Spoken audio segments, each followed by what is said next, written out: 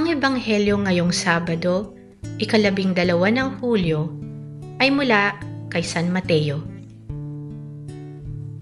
Sinabi ni Jesus sa kanyang mga alagad, "Walang alagad na nakakahigit sa kanyang guro at walang aliping nakakahigit sa kanyang Panginoon. Sapat nang matulad ang alagad sa kanyang guro at ang alipin sa kanyang Panginoon. Kung ang ama ng sambahayan ay tinawag nilang Beelzebul, lalo nang lalaitin nila ang kanyang mga kasambahay. Kaya huwag kayong matakot sa kanila. Walang natatago na di malalantad, at walang nalilihim na di mabubunyag. Ang sinasabi ko sa inyo sa dilim, ay ulitin ninyo sa liwanag. At ang ibinubulong sa inyo ay inyong ipagsigawan sa lansangan. Huwag ninyong katakutan ang pumapatay ng katawan, ngunit hindi naman nakakapatay ng kaluluwa. Sa halip, ang katakutan ninyo ay ang Diyos na may kakayahang pumuksa ng katawan at kaluluwa sa impyerno. Hindi ba't ipinagbibili sa halaga ng isang salaping tanso ang 2 maya?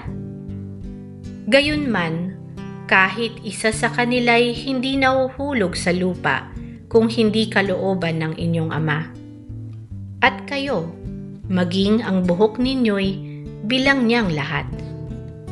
Kaya huwag kayong matakot, higit kayong mahalaga kaysa maraming maya.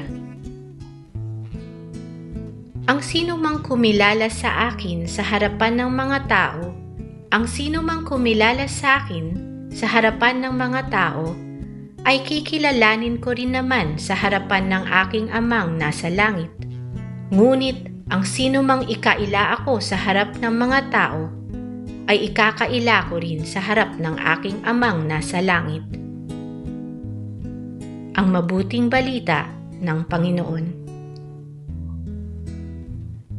Ang ating faith food reflection ngayong araw ay mula kay Brother Bernie Marco. Huwag matakot na ipagmalaki si Jesus. Sabi ni Jesus sa kanyang mga alagad, "Kung ako nga ay nilait at tinawag na masama, kayo pa kaya? Pero huwag kayong matakot. Sabihin niyo sa iba ang lahat ng natutunan ninyo sa akin." Kadalasan nahihiya at natatakot tayong sabihin at ipakita sa iba na tayo ay mga tagasunod ni Jesus. Iniisip natin na baka pagtawanan lang tayo, husgahan o layuan. Ngunit ang paalala ni Jesus ay malinaw. Huwag kayong matakot sa mga tao. Ang dapat katakutan ay ang Diyos, dahil Siya ang may hawak ng ating katawan at kaluluwa. Sabi pa niya, kung ang maya nga na isang maliit at mumurahin lang ay mahalaga sa Diyos, tayo pa kayang mga anak at mahal niya?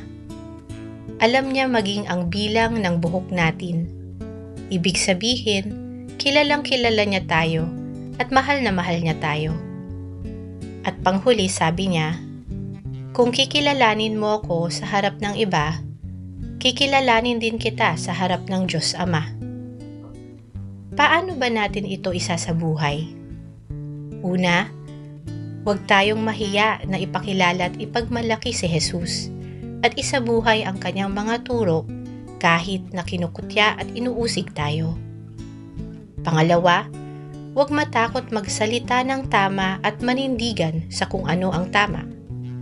Pangatlo, huwag matakot gumawa ng mabuti kahit iba ang ginagawa ng mundo. Manalangin tayo. Jesus, palakasin mo ang loob ko upang hindi ako matakot ipahayag ang iyong salita at ako ay maging tapat sa iyo kahit may pagsubok o pangungutya. Amen. Sa ngalan ng Ama at ng Anak at ng Espiritu Santo. Amen.